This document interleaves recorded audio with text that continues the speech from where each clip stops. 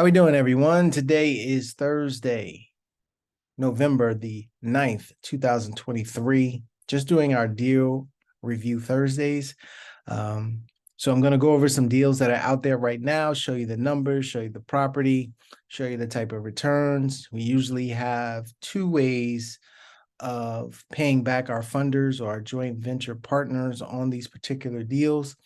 We either do a split of the cash flow, depending on the type of return that you're looking for.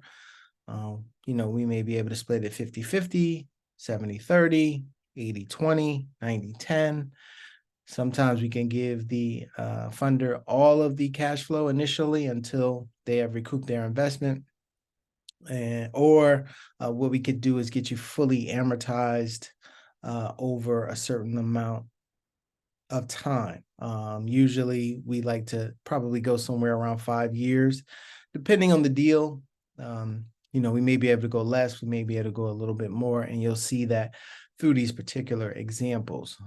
So just to explain what we do, we look to take over low interest mortgages subject to the first lien.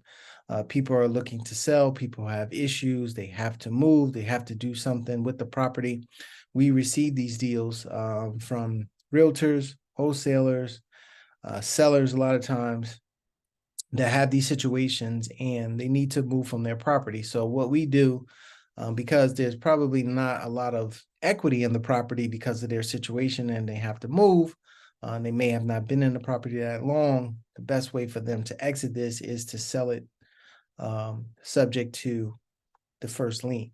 So our funder is going to come in with the money to do the deal, to take down the deal, to take over the particular property, pay, any type of fees that we have to pay. It's covered in that cost that funder is using to fund the deal. And then what we do is once we have the property, we then market for an end buyer, the person that we are then going to create financing for. What we do is that funder that comes to us is in second position. Obviously, we're taking it subject to the first lien. So the person that is lending us the money, our company, is going to go in the second position with the lien against the property. And then when we create financing for our buyer, we usually create two notes. So that'll be in third position and fourth position that we create for the buyer that's going to live in the property.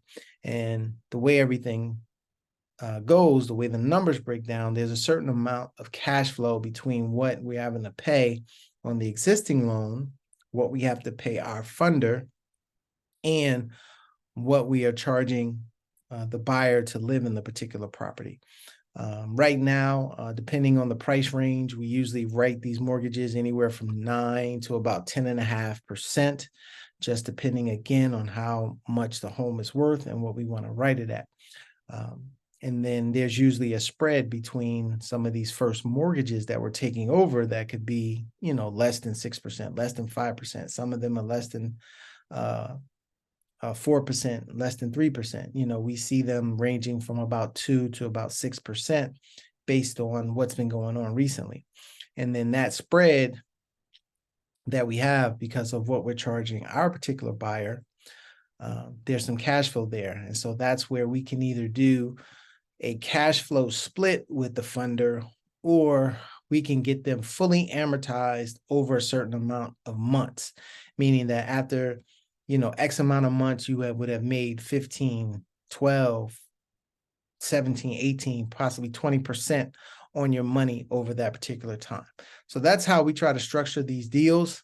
And it just depends on the funder and what makes them feel comfortable. But again, we want to make sure that the funder understands that they are secured to the property. It's a lien against the property, that they're in second position. So just to answer the question, worst case scenario, what if we stop paying? What if, because you're loaning us the money and we're putting it in second position.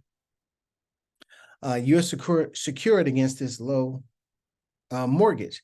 And so we do put someone in the property. So if for whatever reason, there's no reason for us not to pay you unless there was an issue with the person that we put in the property. We take the person that we put in the property and put them through underwriting, just like a bank would. We send them to an RMLO. We make sure that they have the credit. The credit obviously may not be A1 credit, but we know that they have a good enough credit score and down payment, and they make enough each month that they can afford this particular property. So we're qualifying them just like a bank would. Now, if something happens with them, a life event or something like that, what we do is then we can get the property back, and then we can do this process all over again and put another buyer in the property. Also, if worst case scenario, we couldn't put another buyer in for whatever reason, we have things like a lease option. We have the rental model. So we have some other ways that we can go about making sure that we have this property being an income producing property. So, it's just to answer that and why you would want to do that and possibly go in the second position. That is why, because you're secured against the property, and we can make sure that if this particular person, for whatever reason, has a life event, well, first of all, we make sure that they're extremely qualified to get into the house. We don't just put anyone in the house. We make sure that they put down a solid down payment, that they have the monthly funds based on their job. And it's going to be hard for them to walk away from putting, 8, 9, 10 or more % down and just going into the foreclosure route. So we get a very solid buyer in the property, so you can feel secure in your investment. So let me share my screen here.